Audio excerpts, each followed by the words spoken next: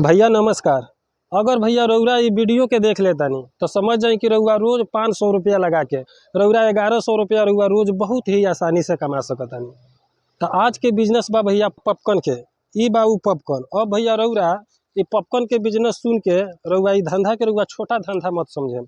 ऐसे कि दुनिया के कोनो छोटा धंधा होखे अगर कोई करत होखे आ रोज अगर उ छोटा धंधा से 5 गो लोग के पेट भरत होखे तो उ काम छोटा ना होला, उ अपने आप में उ काम बहुत बड़ा होला।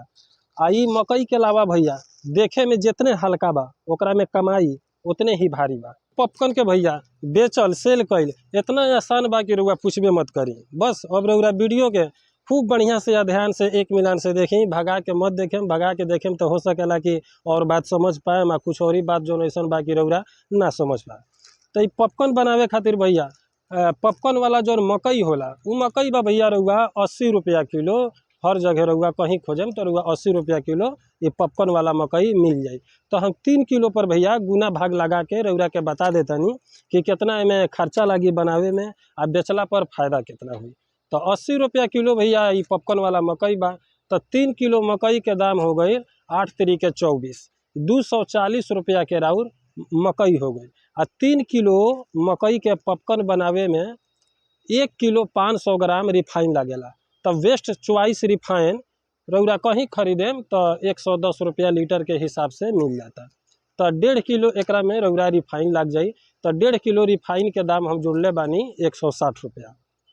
तो 240 रुपया के राउर 3 किलो मकई हो गई आ रिफाइन हो गई 1.5 लीटर के 160 रुपया। आ पैक करे वाला प्लास्टिक राउर हो गई 20 रुपया के। आ नमक हल्दी आ मरचा हल्का मसाला रउआ मान ली 10 रुपया के। 10 रुपया के बहुत काफ़ी बा। आ पैक करे वाला मोमबत्ती 5-5 रुपया वाला 2 गो, जना से कि रउआ उ प्लास्टिक के आसानी से पैक कर लेम।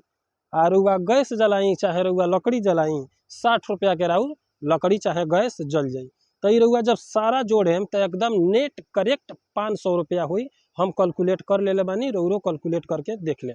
तो रउरा 3 किलो जब मकई के पॉपकॉर्न बनाएम तो रउरा समझ जाए कि पूरा एकदम परफेक्ट 500 रुपया राउर लग जाए। मकई के पॉपकॉर्न बनावे में राउर समझ जाए कि खर्चा टोटल 500 रुपया लागल।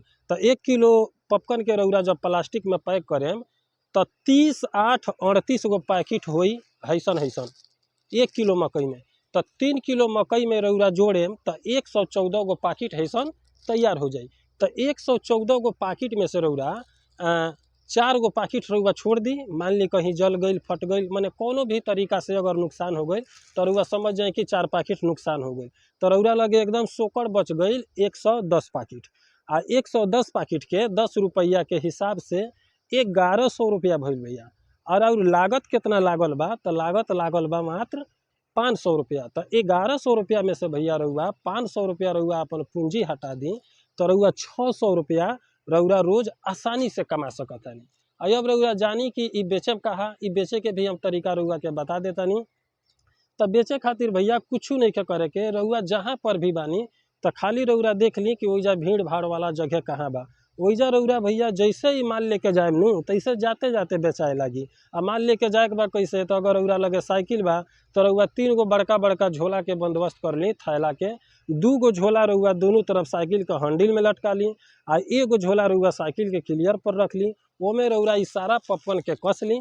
आ कसला के बाद रउआ जाए के कहाँ तो मान ली कि रउरा एरिया में जो स्कूल बा, कॉलेज बा, चाहे बैंक के बाहर भी काफ़ी भीड़ रहेला, चाहे कोनो कोनो गाँव में ऐसा होला कि समझ जाए कि हफ्ता में 1 बेर 2 बेर बाजार लागेला तो ओइजा भी रउरा जाम तो खूब पब्लिक मिल जाई बेचे खातिर। कहीं छोटा मोटा कोनो प्रोग्राम होता ओइजा भी रउआ जाम तो आसानी से बिक जाई। कहीं मंदिर में पूजा पाठ होता ओइजा भी जाम तो आसानी से बिक जाई।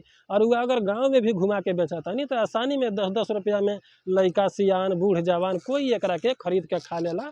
ये बहुत पसंद के चीज़ बा, सारा लोग के ही पसंद आवेला। तो ई तो भैया और क्लियर हो गई कि 3 किलो मकई के पॉपकॉर्न बनावे में 500 रुपया के भर्ती लागी। आई पैकेट का एगो तैयार हुई तो 114 गो पैकेट तैयार हुई। तो 4 गो पैकेट के रउआ छोड़ दी, कट गई फट गई जल गई जैसे भी नुकसान हो गई तो रउआ लगे सोकड़ बच गई 110 पैकेट। आ 110 पैकेट के 10 रुपया के हिसाब से 1100 रुपया भइल। आ 500 रुपया रउआ अपन पूंजी छाँट देम तो रउरा 600 रुपया रउआ डेली के डेली कमा सकतानी भैया। आनकर गुलामी कैला से 8 बजे जाई और शाम के 5 बजे आई आ थोड़ा सा खैनियो बना के खाई तो डर लागत रहेला कि भाई मलिकवा देखत नहीं खेन तो 4 बात सुनैबे करी आ तब वो टाइम से पैसा ना मिलेला।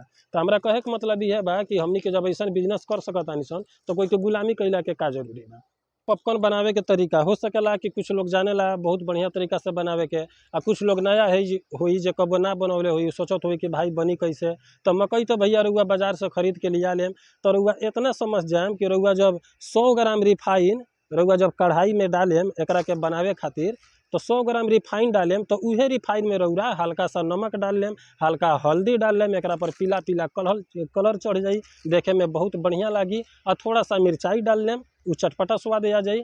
आ ओकरा के रउआ 100 ग्राम रिफाइन में रउरा 200 ग्राम रउआ मकई डाल देम, ओकरा के थोड़ा सा चला देम ताकि नमक हल्दी मरचा मसाला सब मकई में एकदम बढ़िया तरीका से भीन जाओ। आ ओकरा बाद एगो दूगो जब तड़कल पड़कल चालू कर दी तो रउरा कोनो बड़का बर्तन से ओकरा के ढक देम। ढकला के बाद में एके बेर पटपट पटपट मारल चालू हो जाई।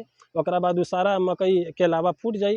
आ ओकरा बाद जब सब मकई के लावा फूट जाई तो पटपटाइल अपने आप बंद हो जाई। ओकरा बाद रउआ ओकरा के ढक्कन हटाई, ओकरा के रउआ निकाल ली। निकालला के बाद में ऐसा थैला रउरा लगे बढ़ले बा, उ थैला में रउआ कसी। आ थैला में कसला के बाद से मोमबत्ती जलाई, या मोमबत्ती से एकरा के मोड़ के ऐसे मोमबत्ती के सामने दिखा दी, एकरा के दबदबा दी।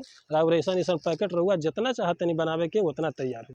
तो अगर भैया रउरा ई वीडियो लागल कि हाँ अच्छा बा, एकरा से 500 600 400 रुपया कमाइल जा सकता, तो आंख बंद करके रउआ भैया ये बिजनेस के करी। आ कमेंट सेक्शन में जाके भैया रउरा दिल से जवन निकले वो चीज़ रउरा लिख दी। तो ठीक बा भैया, हम यही के साथे विदा लेतानी। नमस्कार, प्रणाम, जय हिंद, जय भारत, जय हो भोजपुरी समाज।